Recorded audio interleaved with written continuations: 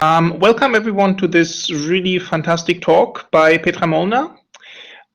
She made it really easy for me to introduce herself. So all I have to say is this is Petra from the Migration Tech Monitor. And here is a link to this fantastic initiative. The talk is about technological testing grounds, AI, migration control, and human rights. And I'm really happy about having Petra here because some of this work is based on stuff we did with refugees in Brussels. And looking forward, Petra. The floor is yours. Thank you so much, Jan Tobias, and thank you so much to all of you for coming, and Happy New Year. I hope that this will be a start of a better time for all of us. And I'm really delighted to be able to share a little bit about my work on AI migration control and the situation of surveillance on migrant communities. If you hear any background noise, I'm sorry, my cat has just decided to run around like crazy. I'm going to try and pacify her, but hopefully she's not too distracting. The joys of Zoom and presenting our work online.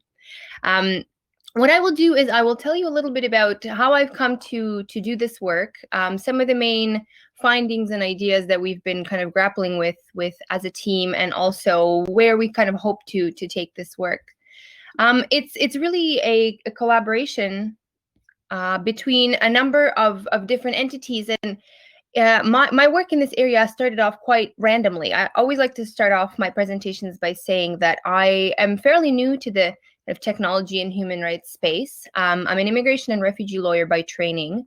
And a few years ago, I kind of randomly stumbled upon a pilot project that the Canadian government, where I'm licensed to practice law, the Canadian government has been experimenting with augmenting our immigration system with automated decision making. So a colleague of mine and I wrote a report called Bots at the Gate. I can share that in the chat if anyone's interested, about a Canadian case study.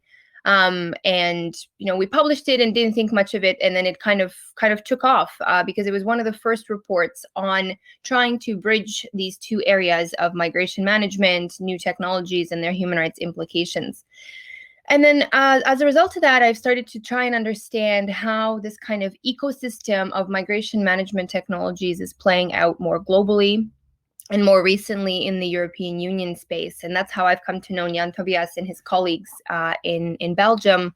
And I really had the privilege of meeting some of the people on the move and refugees who were in Brussels at an occupied building and site there over the course of last year. And their opinions and the findings as a result of those conversations actually inform a lot of what I will be talking about today. But what I want to do really is give a brief overview of the ecosystem in which these new technologies are proliferating, what the actual kind of state of the field looks like when we're talking about AI, migration management, automated decision-making, and the like. And then just take you through some of the human rights implications that we've been trying to note down that kind of are inherent in the development and deployment of these technologies. And then, because I try and understand things from a broad perspective in terms of how power operates in society, and how, this really is about world making, and the types of conversations that we need to have really need to be at a broader systemic level. We'll also talk through some of these challenges as well. And, to end maybe on a somewhat of a positive note, some recommendations for us to then discuss together at the end of the presentation. But really, when we're talking about technologies of migration control, it really can subsume a class of digital technologies and others that kind of run the gamut of a lot of different things. One way I like to present things, for example, in the reports that we've put out, is looking at ways that a person's migration journey might be impacted by technology before they cross a border, at the border, and then beyond the border once they're actually, for example, putting in spousal support applications or refugee applications and the like, and then they're impacted or kind of interacting with automated decision-making there. Some of the most kind of egregious or eye-catching examples are uses of algorithms and immigration detention, for example. And this is something that we are seeing at the US-Mexico border, where the Immigration and Customs Enforcement Agency, or ICE, has been using an algorithm privately developed to essentially justify its increasingly draconian policies under the Trump administration to detain a person in every single case that they are put through this algorithm. There was a big investigation about this, but up until it became public, ICE was able to use this tool to justify the kind of detentionist state the way it was. Like I said, automated decision-making is something that's making its way into a variety of applications that a person who's crossing a border might kind of come up against. Like I said, in the Canada example, Canada has been using automated visa triaging algorithms to automate or augment, rather, certain facets of our immigration system with algorithms and automated decision-making. And countries in the EU are also experimenting with this. Biometrics and big data is another major area that many people have been paying attention to for a while. And the kind of datification of the refugee response is unfortunately something that we are seeing more and more.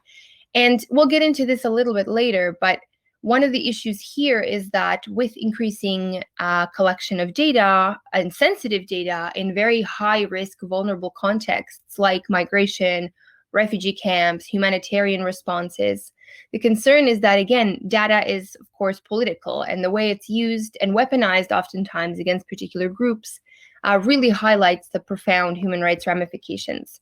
And also things like informed consent when, iris scanning, fingerprinting, and really kind of invasive biometric technologies are increasingly being collected. And then, of course, we're also seeing big data and population prediction modeling. And I won't get into that too much today, but perhaps this is also where the current COVID moment is important to mention. And I know, of course, we are all grappling with what the pandemic means for all of our work and for all the communities that we work with. But unfortunately, what we are seeing is this kind of weaponization of this global emergency as a way to justify increasing data collection. And also, for example, using population prediction models that have been developed in humanitarian and forced migration settings to then populate and be used in, for example, contact tracing applications. There was a really interesting investigation done by the Bureau of Investigative Journalism in the UK that found precisely this at the beginning of the pandemic. And I can drop a link in the chat for those of you that are interested. But really, we're talking about this kind of broad ecosystem in which technology, digitization, data, and automation is making its way essentially at every point of a person's migration journey, before the border, at the border, and beyond the border.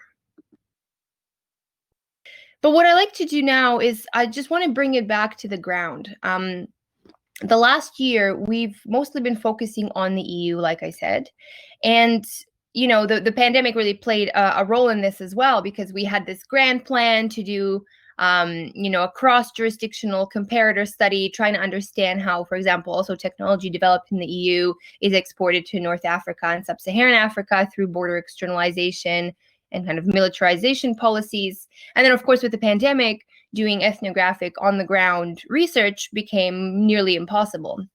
But then in the summer, things became a little bit more possible, and Greece actually became one of the areas where we thought we could, interview people, go on the ground, supplement the kind of conversations and investigations that we were doing with a community in Brussels, I mentioned. And we also had a community partner on the ground there. And then for those of you who are following migration developments, you might remember that in September, the Moria camp, one of the largest refugee camps in Europe on the island of Lesbos, burnt down and essentially displaced thousands of people overnight. A colleague of mine and I were in Athens at the time, and we decided to go and witness what the situation was like on the ground, because we knew that this was also a really important moment to essentially witness the birth of a new containment center or a camp, and also the securitization and the kind of conversations around new technologies that were going to be happening as a result of this. My colleague, Kenya Jade Pinto, who took the photos that you're about to see, she's a brilliant lawyer turned filmmaker, photographer. Talk about an interdisciplinary magician who really does amazing work. Both her and I felt that it was important to be there, but we also didn't want to work in a kind of an extractive way. For us, methodology in this work is really, really important, particularly when you work on forced migration issues. The types of imagery that you collect and the kind of knowledge you produce is already very highly coded along particular lines of power and privilege. And we did not want to perpetuate the kind of typical portrayals that you often see from refugee camps and sites of forced migration. generally rendering particular populations as objects for us to gaze at. That's why I like to start off with this picture. It's a group of basically police officers trying to patrol the area where people are now being kind of forced to go into the new camp. What we really witnessed, though, again, was this kind of confluence between the kind of security apparatus, a humanitarian crisis, and this kind of obsession with figuring out, okay, now is the perfect moment to test out different technological solutions in this space. And I will get into that a little bit later. Again, not to belabor the COVID point, but for example, COVID was a bit of an afterthought when we were there. By that, I mean this, for example, what you see is the COVID area of the new camp, essentially a barbed wire part of the field where people who were supposedly COVID positive were housed. I mean, the conditions there are quite deplorable. And people were, for example, lined up on this stretch of road for days before essentially being forced to go into the new camp. Where to this day, it's now January, people don't have running water, heating, the food situation is dismal, and essentially it's turning into a closed camp. But what I think is really interesting and important is what these pictures also show is that it's a very kind of low-tech environment. And yet, how does that then map onto the discourses and conversations around bringing in new technology, figuring out these new kind of innovative solutions, and using, for example, sites like Greece as a technological testing ground when it comes to developing and deploying surveillance technology, automation, biometrics, and the like. Another common trope that we saw, and I think this graffiti highlights it, is this kind of disavowal of the rest of the EU to the situation that's happening at the frontiers of Europe. And again, this lends itself to that idea, once again, that certain sites become testing grounds. They're opaque, they're hidden away, they're the perfect place for entities like Frontex, for example, to experiment with new technologies like drones, like aerostat machines, like different types of surveillance, because again, it allows for this experimentation to occur, particularly because it's an opaque area of decision-making, oversight, and accountability. And perhaps one more point about the EU, and I'll just leave this picture here. This is from the old burnt out camp in Moria. Right around the time that Moria burnt down, the EU came out with its new migration pact. And for those of you that are interested in terms of how does this fit with technology, whenever something like this comes out, I immediately try and, go Control F and see, how these policies and these documents talk about and engage with things like technology, facial recognition, biometrics, AI. And even in the Migration Pact, there was a focus, for example, on introducing pilot projects with facial recognition, including on minors, in the next kind of phase of Europe's migration policy. The fact that this made it into the Migration Pact, I thought was quite instructive, problematic, but instructive, because just even the focus that is a policy that, is clearly there, embedded in the pact, is something that I think we all need to be paying attention to. Whether or not that actually plays out in any way is to be seen, of course, but again, it's that messaging that comes from the EU, that technology is firmly now embedded in the kind of logic of migration management that we are seeing. Really, there are kind of 6 main takeaways that I want to leave you with. These technologies are already in use and in development. This isn't some sort of forward-looking, futuristic, fear-mongering exercise. And the sheer scale and potential impact really is quite extraordinary. I mean, we're talking about thousands, potentially millions of different applications that can be impacted, both at the EU level, but globally as well. And like I said, not to always bring it back to Canada, but Canada alone, has been processing hundreds of thousands of visa applications. These are, massive. The scale is quite massive for the potential of this, this technological kind of testing ground to occur. The risks to human lives and human rights are real, and we will get into that in the next part of the presentation. Again, this is not just a theoretical exercise. And for those of you who are interested kind of in how law plays into it, I think, again, the context is crucial to think about, because immigration law, the way that it's written, understood, and codified, is already highly discretionary. It has weak oversights and accountability, and that's even just with human decision makers. So again, what does this do to the decision-making space, the discretionary space, and the oversight space when we start augmenting certain types of decisions with technology? I won't get into this point too much, but I think it's important to mention again also that there's a kind of a legal and practical nexus with national security law as well, which means oftentimes even weaker oversight, right? States like to use national security grounds as a way to justify all sorts of things without public knowledge and accountability. And unfortunately, the kind of conflation with national security and migration is something that we are seeing, I would say, particularly at the EU level more and more. And that has a lot to do with the discourses around, xenophobia, fear of migration, criminalization of migration, and just the overall erosion of the freedom of movement that we are seeing globally. But perhaps most importantly, what I really want to highlight, and I think this again is kind of a central point of my work overall, is that this AI hype and techno-solutionism really can't fix a global humanitarian crisis. And in fact, it's a band-aid solution that obfuscates a lot of the ways that different types of power operate in our society, particularly power that is inherent in the private sector, and how the private sector shapes and guides the conversations that we are having about what counts as innovation or what counts as technological solutions in this space. So what are some of the human rights impacts of this? I mean, we could spend an entire day kind of trying to discuss some of these issues. And I should also perhaps say that, maybe this is a bit interesting coming from someone who practices human rights law. I'm a bit of a skeptic when it comes to the kind of human rights paradigm, because it's not a perfect paradigm either, of course. It's very highly kind of embedded in particular, again, logics of how rights operate in our experience. It's very individualistic. It's also very kind of Northern European and North American understandings of certain rights. There's different legal traditions, of course, that, try and challenge kind of hegemony of the human rights discourse. So it's not perfect either. But what it does do is it provides a kind of scaffolding on which we can pin responsibility to, and at least have somewhat of a common language to talk about some of the impacts that are happening.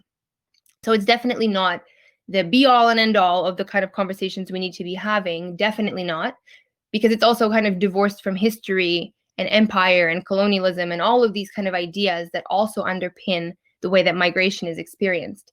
But it's a good starting point, I think, for us to try and unpack some of the ways that this these types of experiences are impacting people. So, for example, if you were to read our report, and I'll put a link in the chat, we try and kind of unpack this from a variety of different rights. Obviously, freedom of movement is impacted, freedom of association if you're collecting a lot of data and perhaps people feel like they cannot meet and congregate and share ideas in the same way that they could. Life and liberty and security of the person is also engaged. For example, if we're talking about something like immigration detention and using algorithms for that, or even the kind of use of surveillance technology in the Mediterranean or Aegean, or even in the English Channel, essentially leading to people dying at sea, that clearly engages a person's life, liberty, and security of the person. But just for the interests of time, because I want to make sure that we have enough time for discussion as well, I'm going to focus on two rights: equality and freedom from discrimination, and privacy rights and data protection. I should also say, as a kind of relative newcomer to the tech and human rights space, I always find it really interesting that much of the discussion when it comes to kind of digital rights centers around privacy, which is very, very important. But again, privacy, in certain, at least, understandings in the way that we talk about it, is a very Western concept as well. And it sometimes doesn't translate quite the same way across different contexts that I work in. That's why I think starting the discussion off with equality and freedom from discrimination is something really important. And this is actually something that came out a lot in the conversations that I was having in Brussels with the group that Jan Tobias and I were working with. And I was really lucky to be able to go and visit a few times and speak with, I guess in the end, it was over 30 different people about their experiences when it comes to technology and also systemic racism and the way that they see this kind of playing out together. Because really the central idea here that we have to start off with is that, of course, technology is not neutral. And we know that things like automated decision-making, algorithmic decision-making, or AI, however you want to call it, has a really bad track record on things like race and gender. I think if for this crowd in particular, maybe this is a point that's well known and well understood, but I think people are still kind of wrapping their minds around how this is actually playing out, particularly for communities of color, racialized individuals, and the like. And the conversations that we had together really centered on this, the fact that if humans who are making decisions at the border already are racist, sexist, biased, the types of technology that are going to be used likely will exacerbate this type of bias too. And this is something, again, that has to be understood from a historical perspective as well. And I'll share some of these resources with you, but a recent report by the UN Special Rapporteur on Discrimination, Tindaya Chiume, does an amazing job of trying to unpack how digital technologies, racism, and border interplay together. Because again, it's also about the kind of broader ideas that we'll end the presentation with. Who gets to make decisions about whom, and which particular groups are disadvantaged and already kind of discriminated against. I think this particular idea really played out when we look at pilot projects like the iBorder Control project at the European Union level. So for those of you who are new to the migration space, this project was essentially a risk scoring kind of AI lie detector that was developed under the Horizon 2020 scheme. And the idea was to essentially introduce these so-called AI lie detectors at in three different countries in the EU. And just even the fact that this was developed and money that was put into this is problematic enough. But from an immigration and refugee lawyer's perspective, when I hear of an AI lie detector being used at the border to try and screen or pre-screen people, that's hugely problematic. How will an AI lie detector, for example, deal with differences in cross-cultural communication? I've worked with people who don't feel comfortable making eye contact with a decision maker of the opposite gender. How will, micro movements like that be discerned when we, for example, as human beings have a hard time understanding plausibility, lying, and all of that? And also, in a lot of jurisdictions, the kind of traditional lie detectors, the ones that kind of go like this, they're not even admissible as evidence in a court of law. And yet now we are kind of playing around with trying to develop so-called AI lie detectors. And what about the impact of trauma on memory? And the fact that we know that people don't, for example, testify in a linear way or present information in a linear way. How will an AI lie detector deal with this? Really, really deep, problematic issues that arose as a result of this project, which luckily was critiqued at pretty much every level and then was stopped. But again, I think it's important that this was even developed in the first place. Very, very important to think about. That gets me to the second kind of rights area that I want to discuss with you, privacy rights and data protection, because again, I think the context matters. Of course, privacy, data protection is important for all of us, but how does this play out in situations where the ramifications of data breaches are really far-reaching? And again, this kind of goes back to the kind of datification of the refugee response and also the kind of power dynamics that are at play here. And what happens when data is shared that shouldn't be? And this really makes me think of another kind of egregious example. A few years ago, now the somewhat infamous so-called gaydar algorithm was developed at Stanford, which essentially purported to be able to discern a person's sexual orientation based on their face through facial recognition. A hugely problematic project, again, in and of itself. How did this even get funded in the first place is beyond me. But again, if we bring it back to the particular context that we're talking about, what does this mean for people who are claiming refugee protection, whose data is really vulnerable? And what if, for example, even a rights protecting regime like Canada decides to use a tool like that to discern whether somebody is quote unquote gay enough to qualify for refugee protection? And I don't mean to be facetious with that framing. That is a very, very common kind of really heteronormative understanding of how kind of refugee claims in this area are to be put together. There's judges who ask horrible questions to refugees who make claims for protection based on sexual and gender identity grounds. And it's all coded along of like, well, you don't appear to be part of the LGBTQ community, therefore you can't possibly be claiming protection on these grounds. So now we have this tool, we'll just scan your face and see what happens. And you're more likely than not to be part of the LGBTQ community. So, okay, fine, you get refugee protection. very, very ethically fraught. But then what happens if some of that data is shared with a repressive government? Because might I remind you, there are many, many jurisdictions that still criminalize homosexuality, even with the death penalty. Again, privacy rights and data protection need to be thought about contextually, because the ramifications are quite far-reaching when we're talking about this particular area in which we find this technological kind of testing ground to be happening. But again, I think once again, it's important to have kind of a holistic understanding of human rights, because in practice, they of course all intersect. And that brings me kind of to the last part of the presentation, actually second last.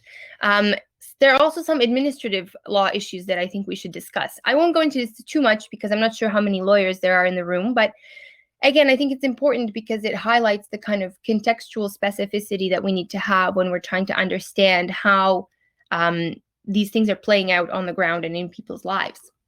Because when we start augmenting or replacing human decision makers with automated decision making or algorithmic decision making, it really kind of changes our understanding of what constitutes procedural fairness or standard of review.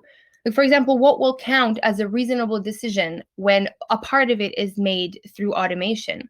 And how will judges deal with this? What if someone wants to challenge it in a court of law? For example, what if you're wrongfully deported as a result of an algorithm?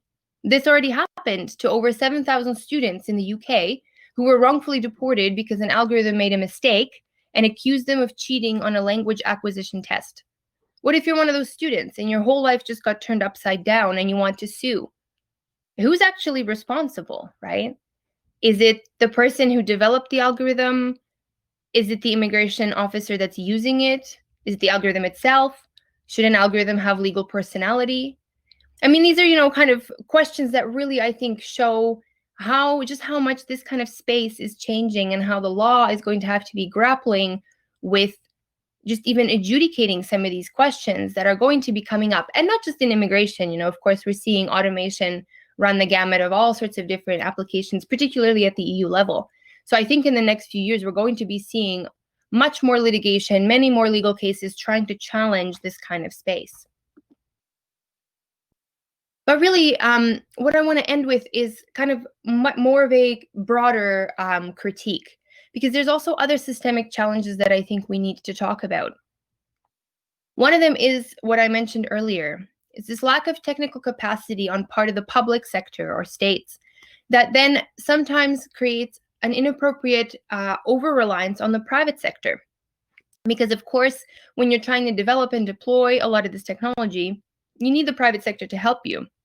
But from a legal perspective, there's different ways that responsibility accrues to a public entity and a private entity.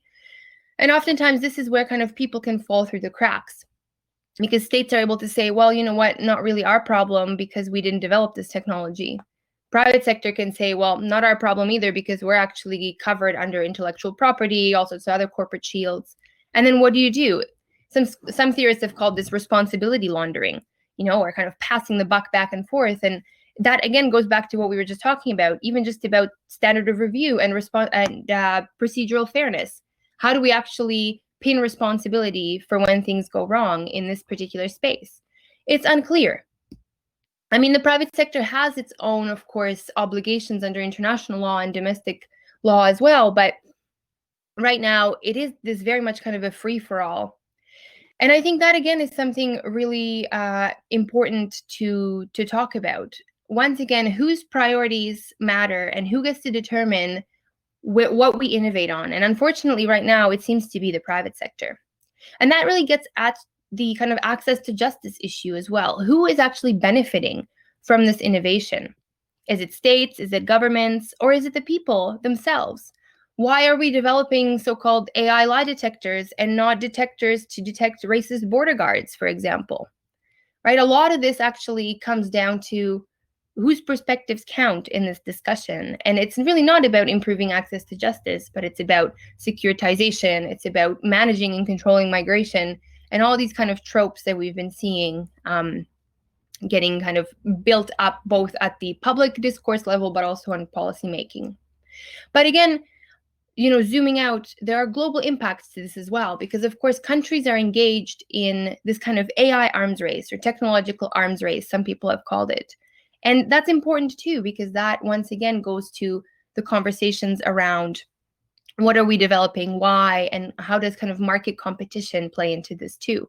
Because of course technology travels across borders very easily. It can be developed in one place, sold to another place, and then repurposed in the third place.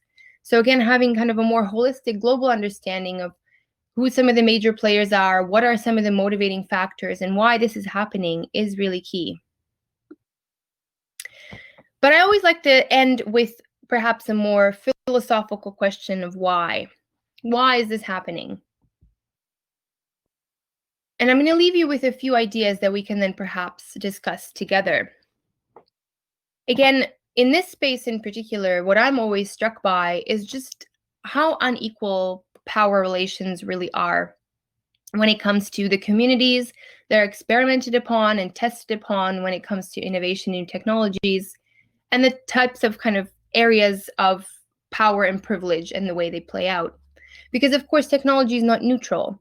And there's been some wonderful work done on, for example, of course, how technology exacerbates racism in the criminal justice system, in the welfare system, but not enough work has been done on how it's playing out at the border and on migrant communities.